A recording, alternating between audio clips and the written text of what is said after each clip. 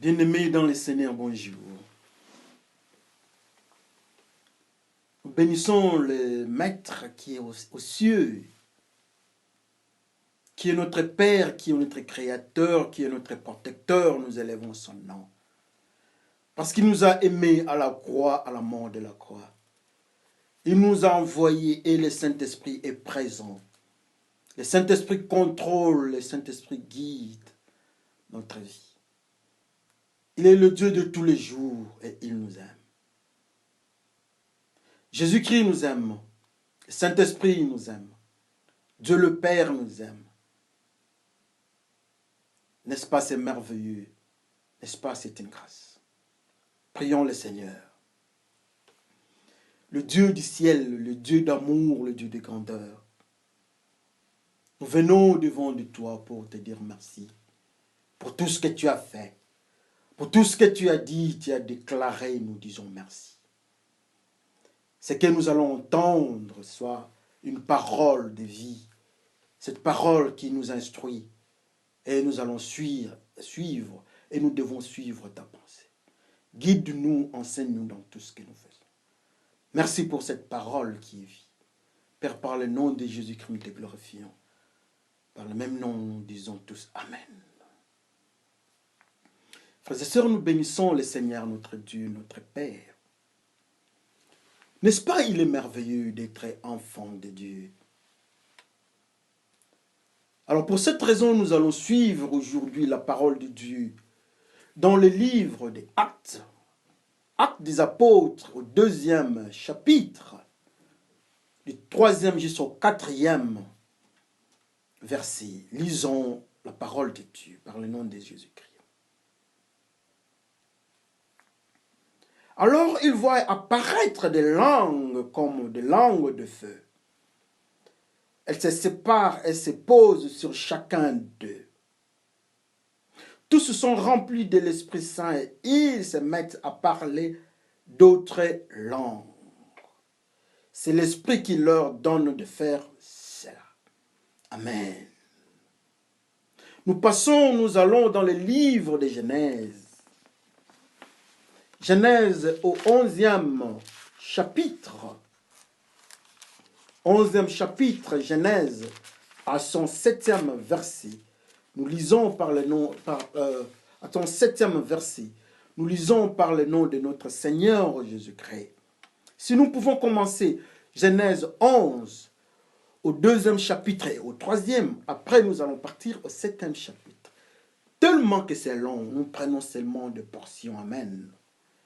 Comme je dis, Genèse 11, du 2e jusqu'au 3e chapitre. Lisons par le nom de notre Seigneur Jésus-Christ. Un jour, les gens vont vers l'est. Ils trouvent une plaine au sud de la Mésopotamie et ils s'installent là.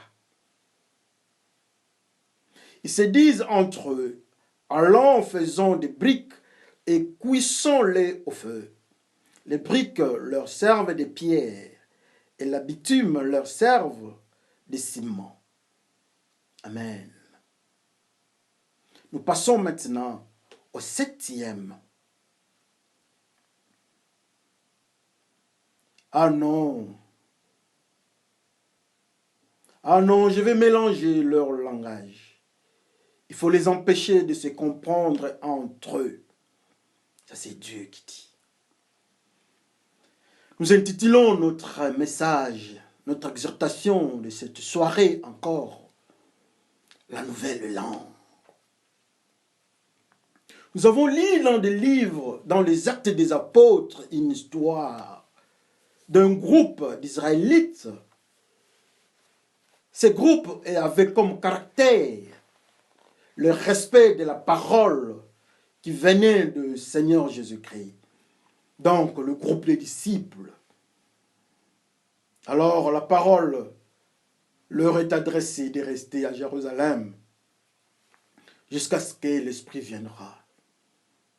Alors, quand l'Esprit est venu, il y a eu quelque chose. Il y a un certain mystère. On voit sur eux des langues de feu.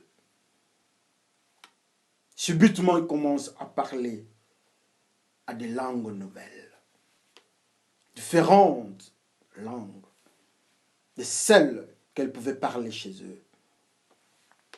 Comment expliquer les phénomènes? Ce sont des disciples de Jésus-Christ. Et la parole de Dieu dans les livres de Genèse, on nous dit que Nimrod était d'une descendance proche à Noé. Nimrod, qui est un tireur à l'arc, un roi puissant, est le premier héros sur la terre. Ils ont trouvé une plaine et ils se sont décidés de construire, de faire une construction dont le sommet va atteindre le ciel. Et cet effet, ils avaient pour matériel des bases et les briques. Ces briques servaient à la place des pierres. C'est ce que la Bible nous dit. Mais Dieu n'a pas voulu, n'avait pas apprécié leur manière de vivre, de penser et d'agir. Et voilà, Dieu intervient d'une certaine manière. Il y a la confusion dans leur langage. C'est une langue nouvelle. Et la Bible nous dit que c'était le commencement de nos langues. C'était le début d'avoir plusieurs langues sur terre. Alléluia. Comme nous avons dit que notre exhortation est intitulée « La nouvelle langue ».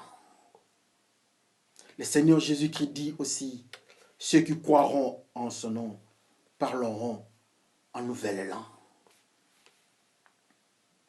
Nous aimons Dieu, la parole de Dieu merveilleuse. Nimrod, un grand chasseur, tireur à l'arc. Dieu n'apprécie pas ses manœuvres, lui-même il est le roi.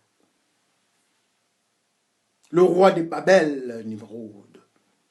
Il est chasseur, il est le roi. Deux phénomènes. Il est chasseur, il est le roi. La troisième dimension, apparemment nous ne pouvons pas voir ça. Ils ont construit sur la plaine. Oh, la tour de Babel est construite sur une plaine.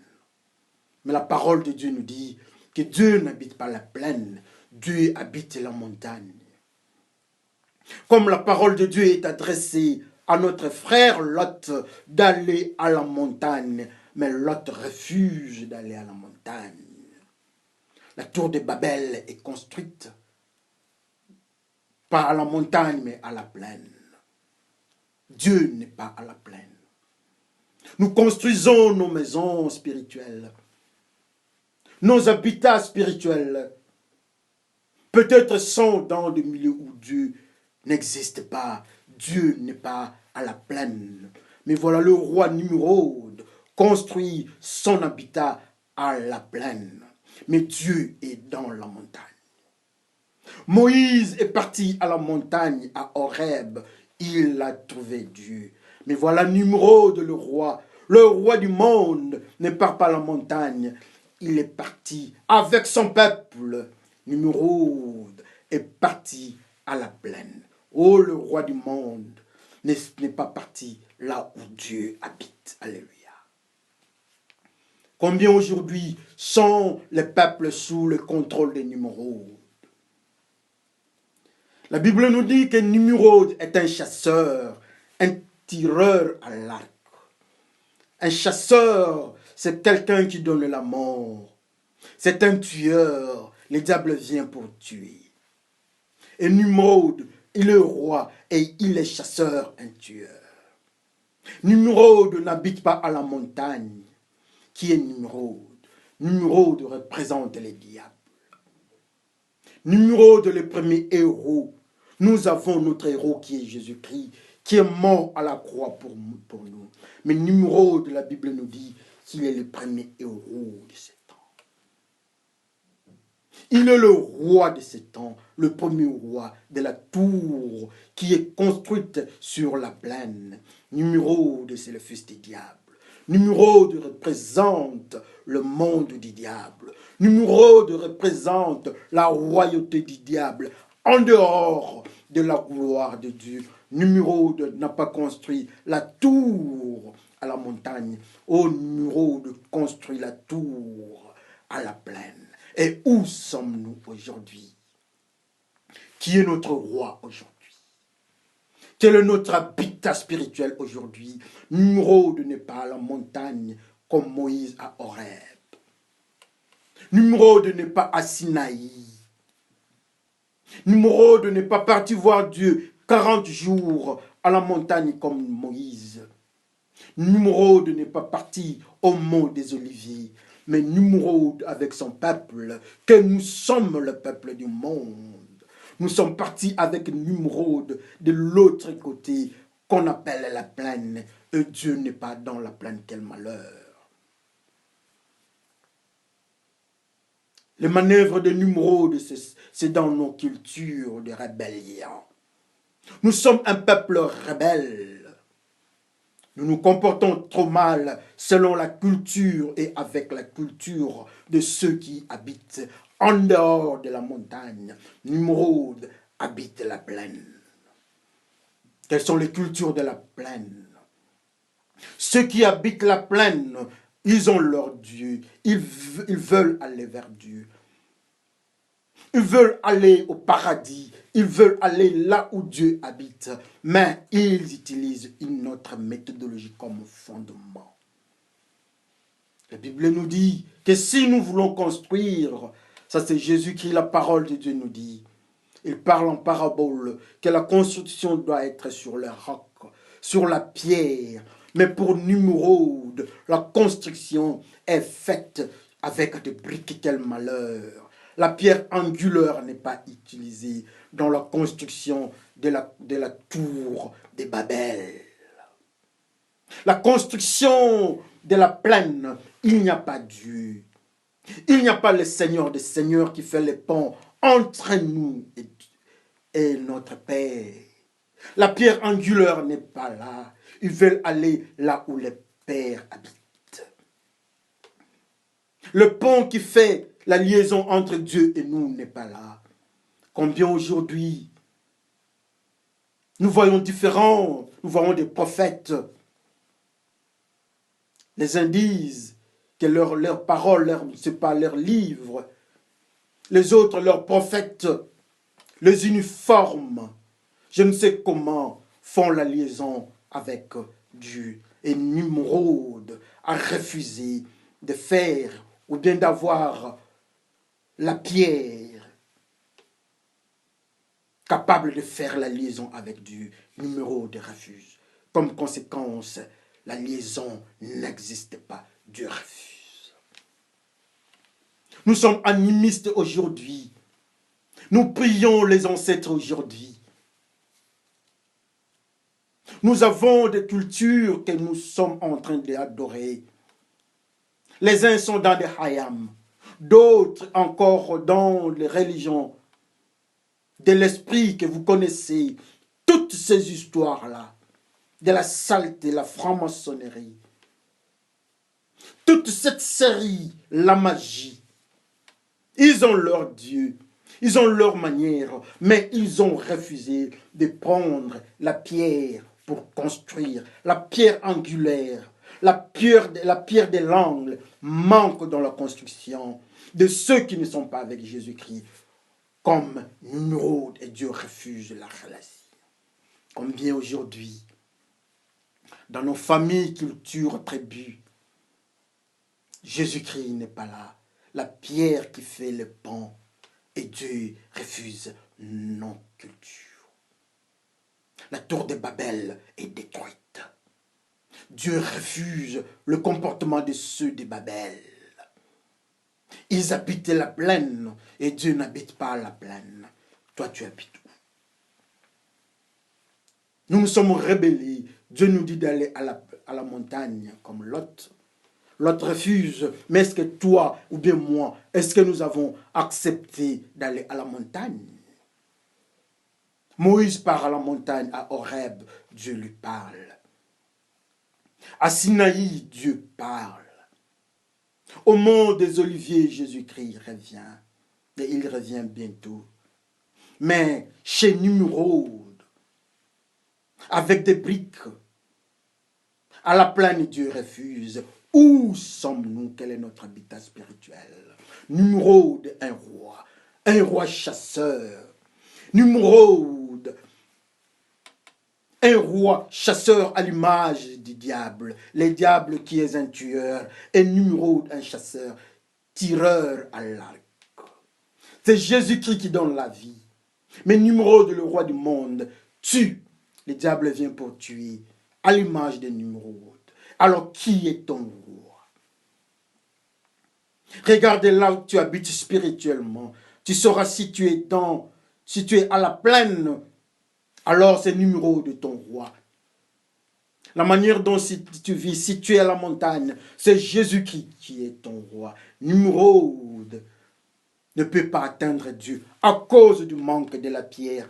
Oh, Nimrod utilise des briques pour la construction de Babel. Et Dieu ferme la porte. Quel malheur!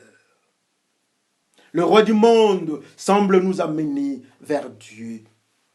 Le roi du monde, avec les cultures du monde, nous disent que nous irons vers Dieu. Mais Dieu refuse ceux de Babel. Est-ce que Dieu peut accepter le nôtre? J'ai peur. Dieu refuse comme conséquence. Nimrod, avec son peuple, parle une nouvelle langue. Nimrod, spirituellement parlant, Dieu est en colère. Et il y a la confusion. Nimrod, avec son peuple, parle à des nouvelles langues que personne ne pouvait comprendre. La langue due à leur comportement. Le manque de la pierre, ils ont utilisé un semblant, ce sont des briques. La mauvaise construction, il y a des briques. Il n'y a pas de pierre. La pierre angulaire manque à la construction des Nimrod avec son peuple. Et Dieu ferme. Dieu ferme, il parle à une nouvelle langue. Dieu est en colère. Est-ce que Dieu est content de notre comportement? Nous qui habitons la plaine. La plaine, c'est là où le diable fait son travail. Là où le roi Nimrod habite. Dieu n'habite pas la plaine, Dieu habite la montagne. Ça fait la joie de construire à la plaine. On est en train de voir la vallée, c'est joli, on est en train de construire.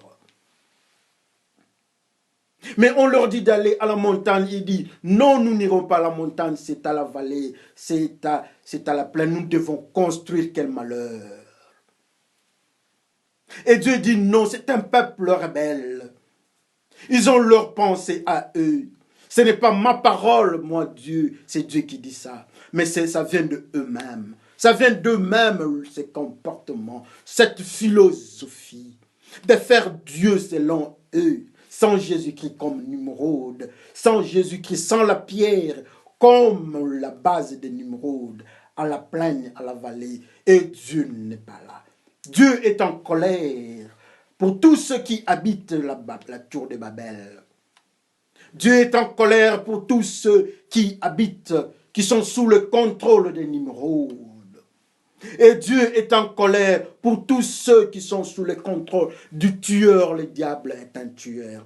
Et Dieu n'est pas content de ceux qui sont sous ton contrôle, sous son contrôle, le diable. Dieu est en colère. Il parle une nouvelle langue. Quel type de langue ils sont en train de parler? La langue de la colère de Dieu. Comme nous avons intitulé notre message, la nouvelle langue. Maintenant, cette nouvelle langue, c'est à la tour de Babel. Alléluia. C'est de Jérusalem, à la maison de Dieu, Jérusalem. Le peuple de Dieu est en train de vaquer à ses occupations.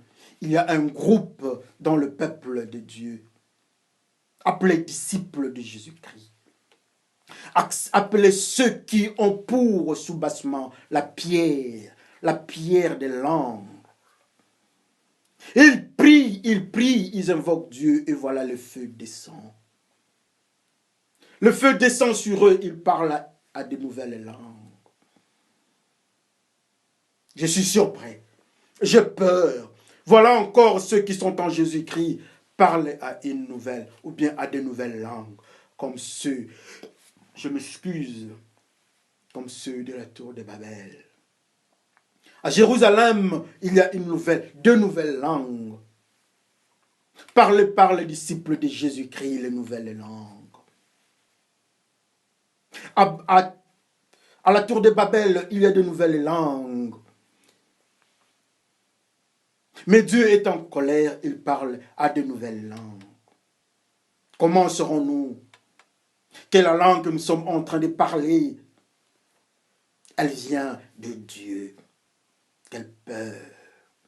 Nos langues que nous sommes en train de parler dans des églises, ça inspire la peur. Nous avons peur maintenant de voir tout le monde parler en langue dans des églises, dans des communautés. Même ceux qui étaient avec Nimrod, personne ne les enseignait le parler en de nouvelles langues. Mais aujourd'hui, dans nos communautés du diable, nous voyons même des écoles qui nous enseignent comment parler en langue. Ceux de Nimrod ne parlaient pas d'une langue qui venait d'une école, mais des langues de la colère de Dieu. Quel mensonge dans nos prophètes. Ils nous enseignent des langues. Ceux de Jérusalem parlaient en langue, une nouvelle ou bien deux nouvelles langues, qu'ils n'étaient pas partis à l'école. Oh, nous parlons en langue, mais quel type de langue? De Babel ou bien de Jérusalem?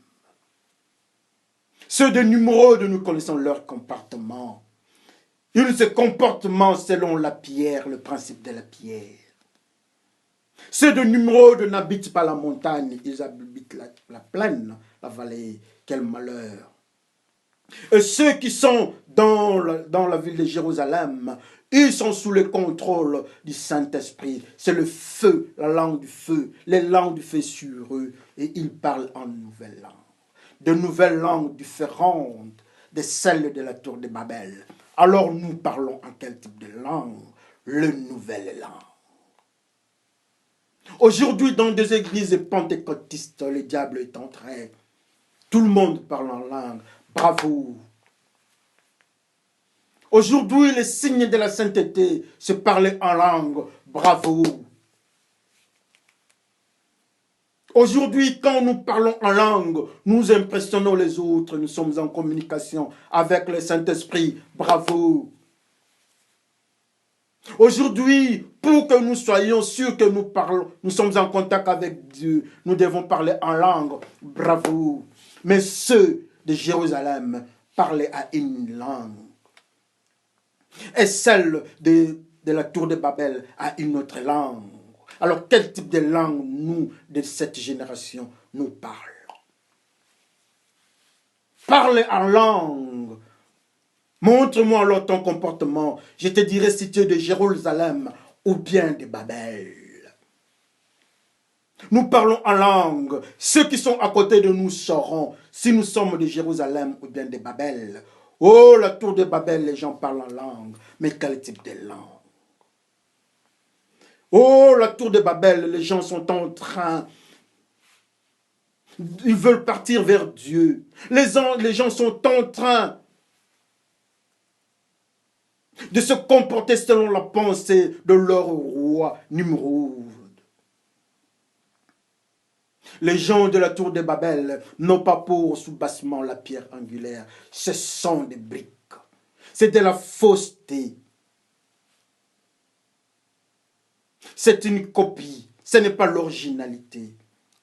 C'est la tour de Babel, la fausse langue, la langue de la colère de Dieu. C'est ce que nous sommes en train d'entendre dans nos oreilles chaque jour dans nos églises. Alléluia.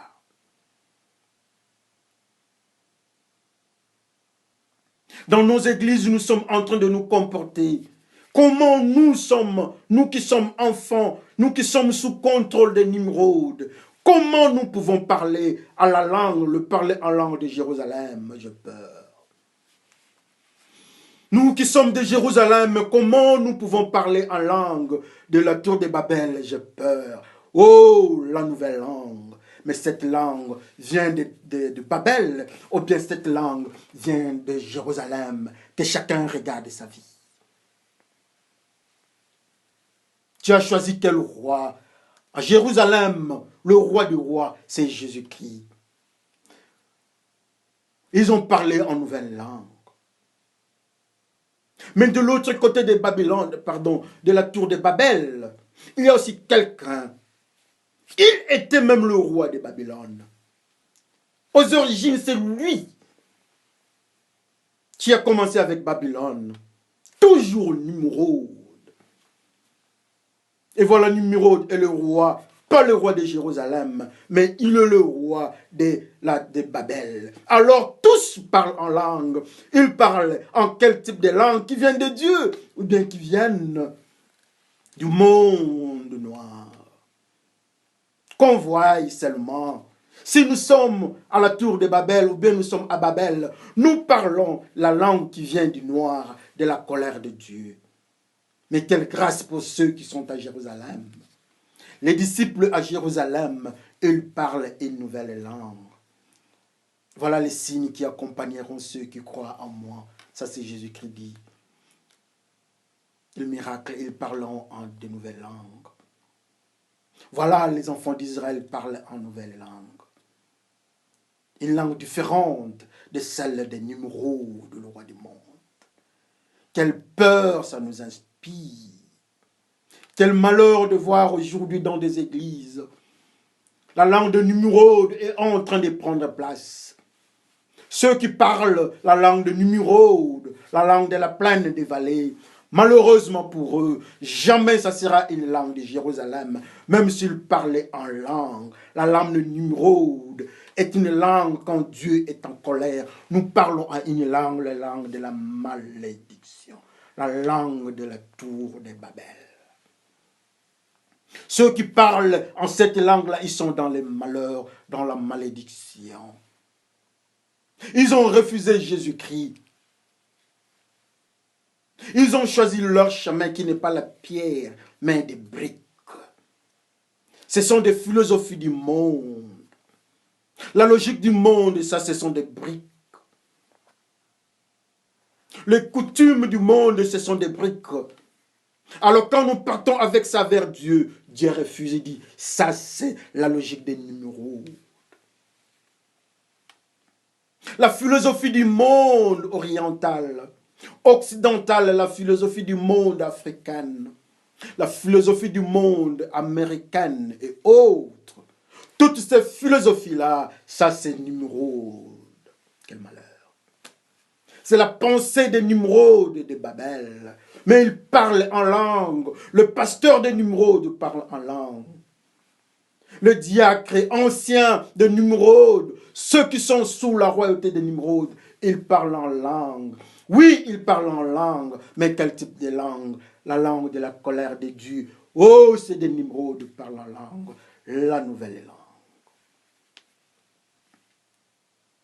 Ceux qui sont dans les adultères parlent en langue. Ils nous impressionnent dans des églises, ils parlent en langue. Des pasteurs adultères parlent en langue. Les anciens, les diacres qui prennent, qui bouffent l'argent de l'église, de l'aumône, offrande, ils parlent en langue.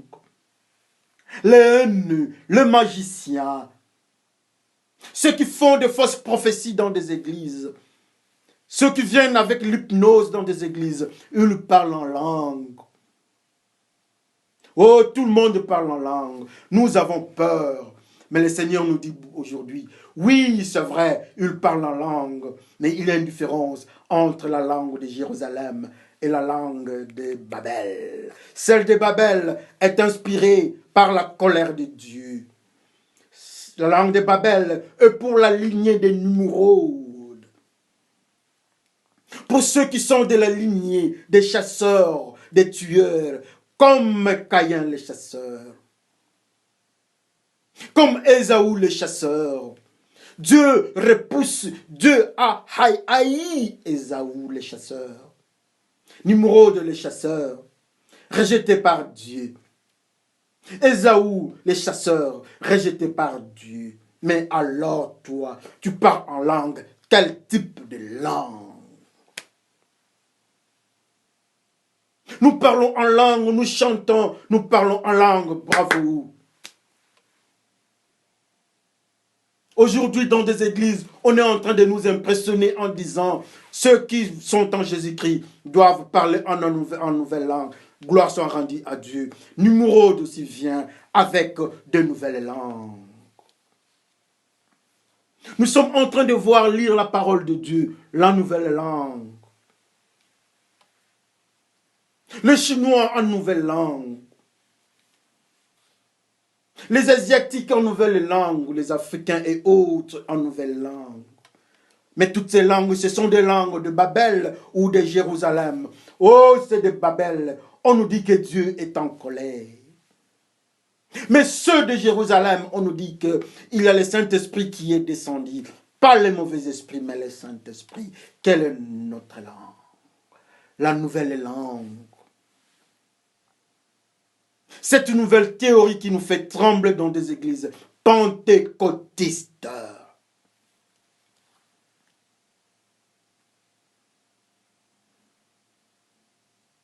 Il y a une multiplication d'églises pour le moment. Tout le monde veut parler en langue.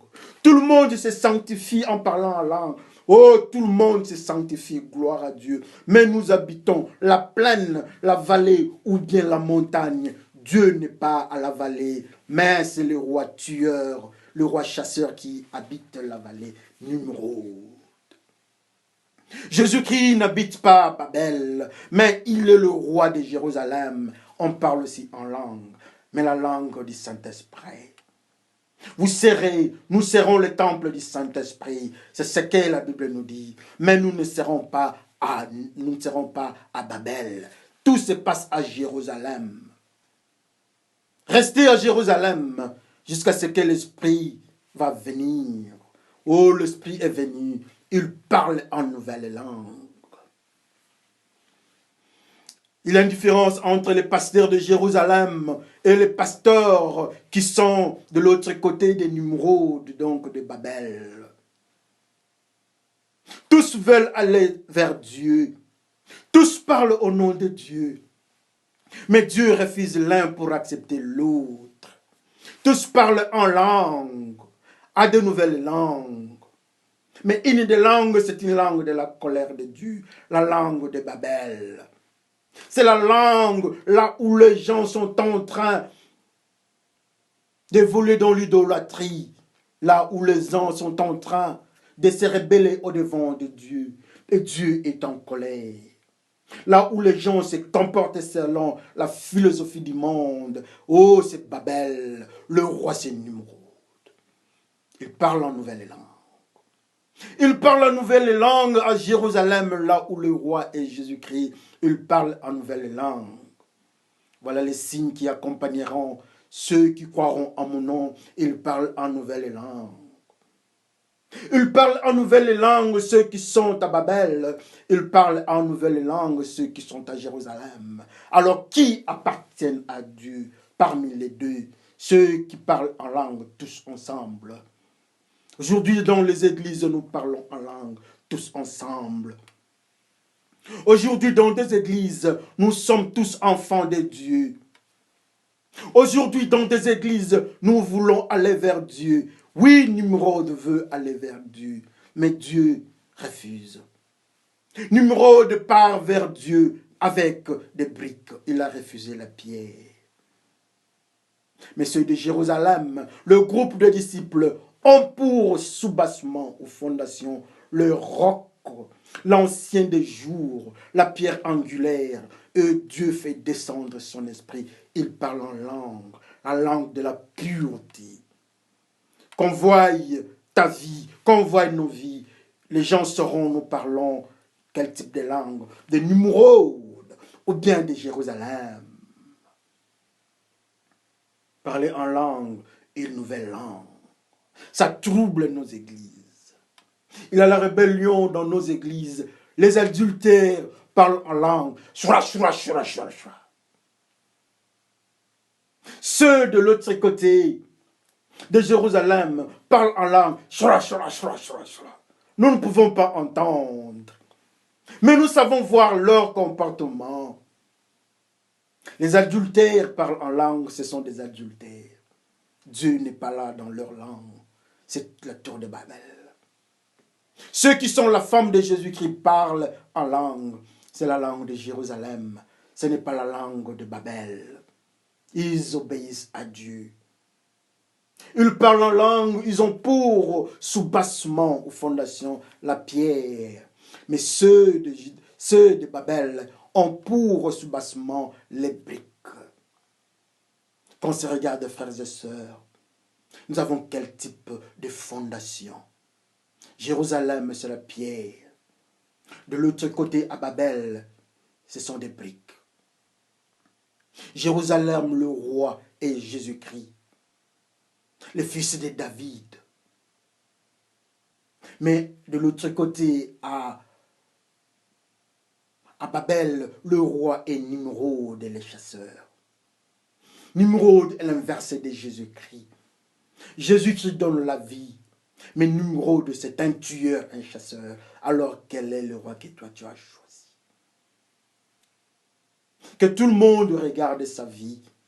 Qui est dans la lignée de Nimrod et les chasseurs? Qui est dans la lignée de Jésus-Christ, les bons bergers? Jésus-Christ, les bons bergers. Mais les chasseurs tuent. Il n'est pas un bon berger. Les bons bergers donnent la vie. Mais les chasseurs enlèvent la vie. Alors toi, qui est ton maître? Qui est le roi? Qui est le roi de ta vie? Quand on se regarde aujourd'hui, on nous dit que nous sommes enfants de Dieu. Aujourd'hui, on nous enseigne que Nimrod est le roi. Oui, Nimrod est un roi, c'est vrai. Mais c'est un roi chasseur.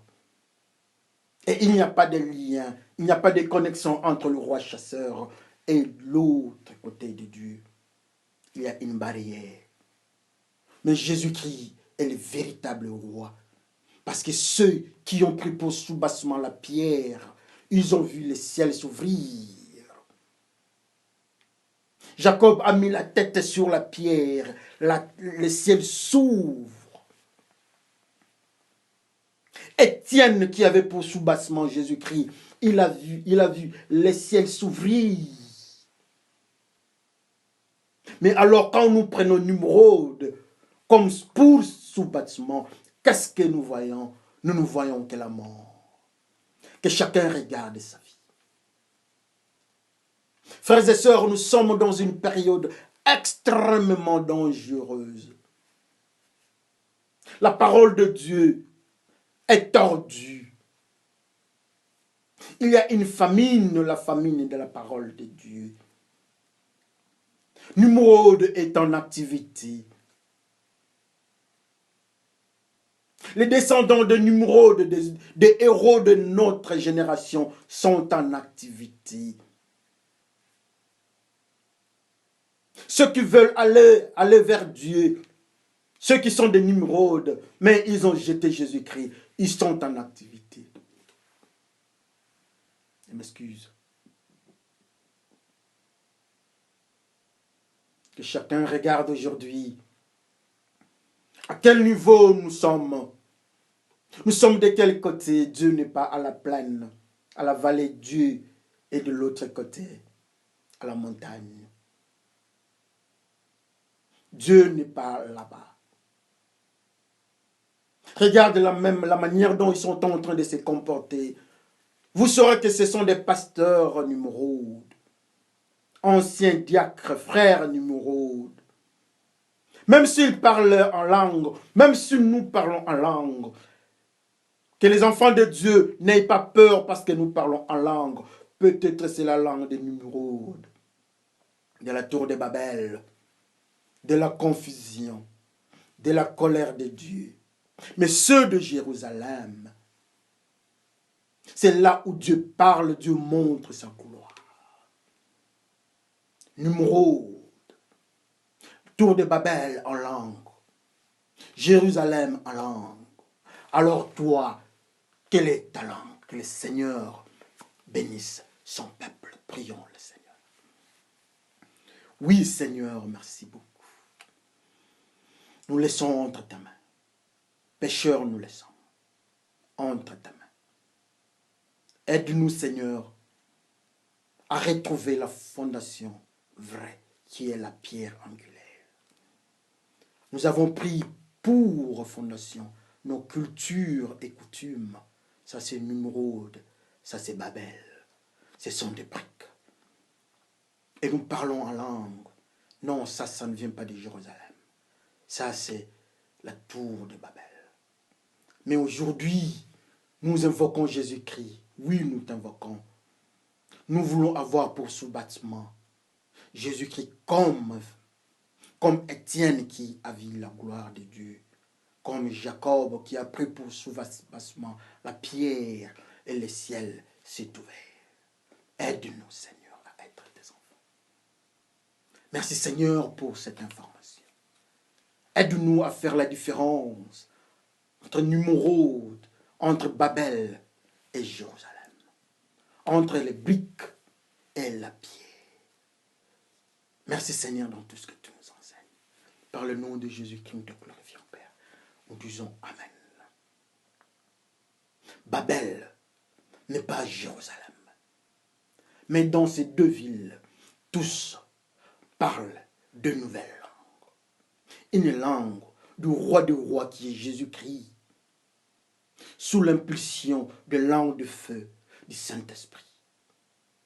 Et une autre langue, celle de Babel, la langue avec l'absence de flammes. Mais plutôt il y a la colère de Dieu. Que toi-même tu vois de quel côté tu t'es penché.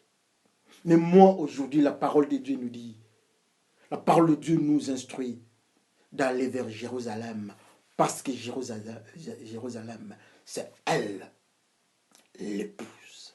Que le Seigneur bénisse son peuple.